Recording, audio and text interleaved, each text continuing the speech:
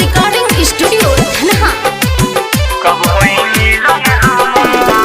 पगला के भेष में रोता यार, धड़कता दिलवा हमार, झरझर अखिया से गिरता लोरावा, पाटे करे जा हमार।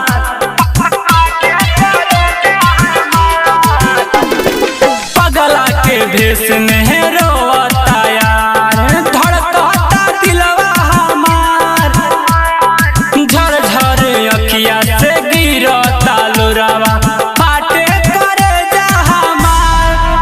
तबानी बैठल हरदी के पीढ़ावा पर, कब होई मिलन हमार। तबानी बैठल हरदी के पीढ़ावा पर, कब होई मिलन हमार।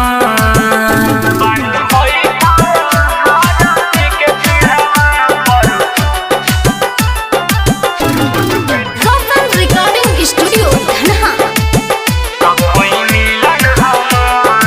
उहे हमार जान हवे, उहे परान हो, बाटे भले दूर बाकी दिल में हमार हो। उहे हमार जान हवे, उहे परान हो, बाटे भले दूर बाकी दिल में हमार। रही ओकरे से रिश्ता हमार, रही ओकरे से रिश्ता हमार। तबानी बैठल हरदी के पीढ़ावा पर, कब होई मिलन हमार। तबानी बैठल हरदी के पीढ़ावा पर, कब होई मिलन हमार।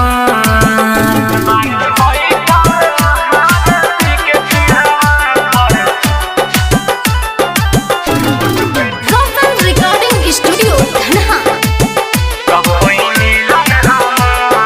राकेश राजा शैलेश ना कैनी कबो प्यार हो, कबहू ना बदली हमरो विचार हो। राकेश राजा शैलेश ना कैनी कबहू प्यार हो, कबहू ना बदली हमरो विचार हो। अब नाही होला इंतजार, अब नाही होला इंतजार। तबानी बैठल हरदी के पीढ़ावा पर, कब होई मिलन हमार। तबानी बैठल हरदी के पीढ़ावा पर, कब होई मिलन